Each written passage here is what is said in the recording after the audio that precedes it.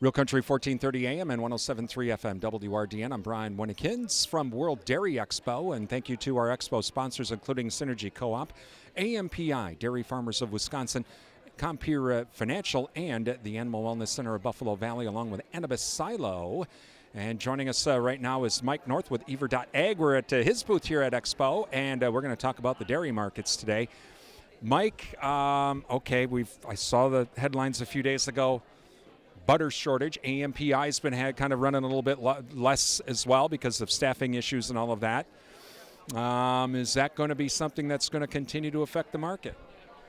Well, we're going to see it for a little while in the short run because we are gearing up for Q4. This is the time of the year when retailers are really trying to source product to make sure that every home has what they need to bake cookies, make pies, and all the goodies that we enjoy during the holiday season. But, end of day, what we saw through the course of spring and summer and now fall was a lot of early demand by way of exports that shrunk our butter inventories because we were a great price point in the world, and because of supply chain issues, we were able to export and make that stuff happen.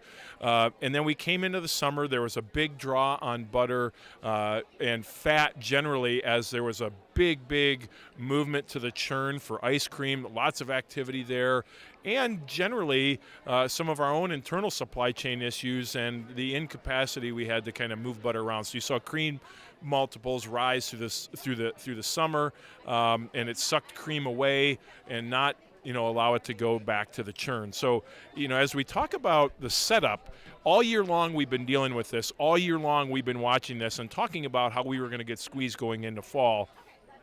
That's a really good price discussion for dairy farmers because we are going to get what we want for fall. Retailers will have to pay up. They are. We've maintained, $3 pricing. It's a very solid market right now. However, the thing we have to be really watchful for, and this is the trap, is that as we get to December and everybody's bought everything they need, what will come as we entertain the concept of a recession in our economy? Will the consumer be as active? Will they be seeking it out? History says no. History also says that as you get into the month of December, we can see a massive drop in butter price. And so that's the big thing that we are making sure we protect ourselves from, are certainly very wary of, and trying to roll forward with as we walk into these next 6-8 weeks. Okay, so to protect ourselves, what do we have to do? Well, the answer is actually very simple. And in Wisconsin, remember, we're not a butter state. We're a cheese state. But butter still has an impact in the Class 3 price to some extent. And so as a Wisconsin or upper Midwest producer, we still have some decent pricing out there. I mean, we can look out at $20, $21 milk. And for this time of the year and out into the new calendar year, that's pretty high. In fact, historically very high, near record high. And so I think the answer is very simple. It's what you and I have talked about repeatedly over the years, and that is to go forward and start getting some price protection in place. We love option-oriented strategies right now because we still are dealing with some other positives on the supply side around the world. Europe is not producing the milk that they ordinarily would. We're seeing a slow start coming out of the Oceania region. Australia and New Zealand both starting their seasonal, milk production swing 3 to 4% below where they were last year, which was 3 to 4% below where it was the year before. There's continued shrink on the production side of things, and that is certainly helpful. We want to leave some upside. We want to be able to participate if the supply of milk gets squeezed globally. However, domestically, we have some really downward pressing forces that are at work, and we want to make sure that we're protecting ourselves. So option-oriented strategies, very, very solid. And what that means is you go to the CME and you buy some form of an option strategy based on your comfort with the things involved in the strategy, or you use DRP or LGM, two other platforms that we offer that ultimately allow downside protection with upside openness. Talking with Mike North from Ever.ag. Mike, have you been surprised by the lack of expansion in the dairy industry?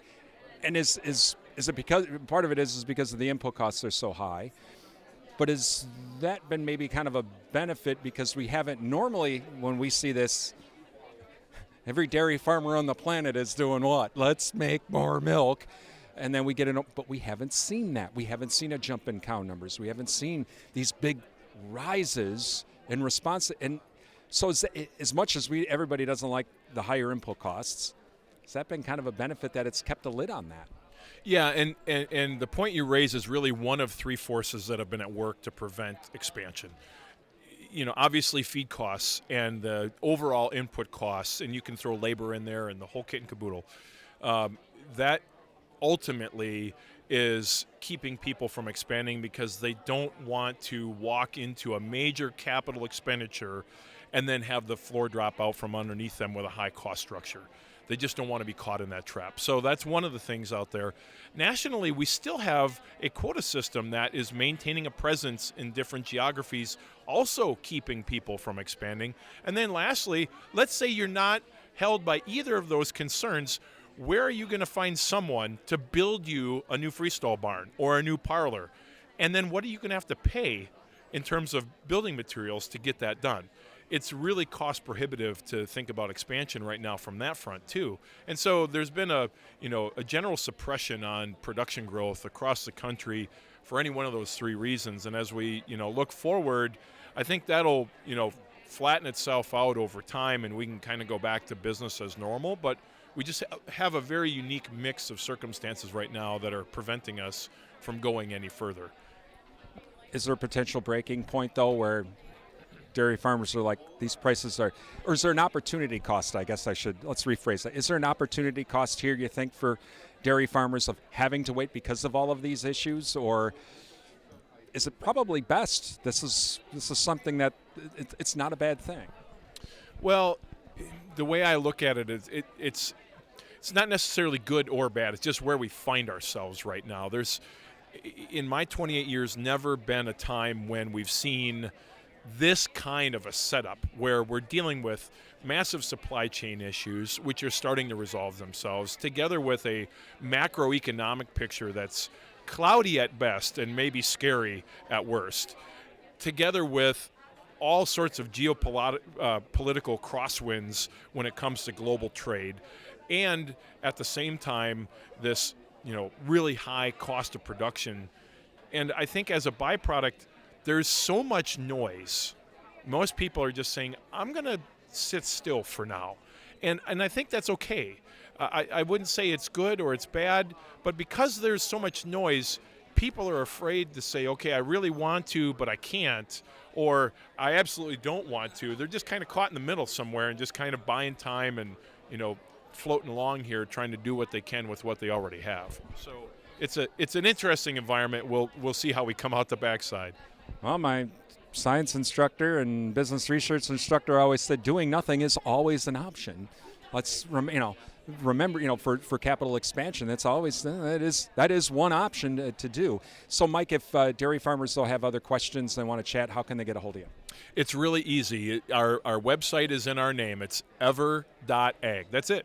www.ever.ag, and you'll land on our website and you can peruse it. It's a new website coming out, so if you get lost, there's a contact button right at the top. But otherwise, they can call our office in Platteville. That number is 608-960-4771. I'm an old guy. I'm already lost. I haven't even looked at it yet, so I'll be calling. Mike North with Ever.ag. We are at World Dairy Expo. I'm Brian Winnikins on WRDN.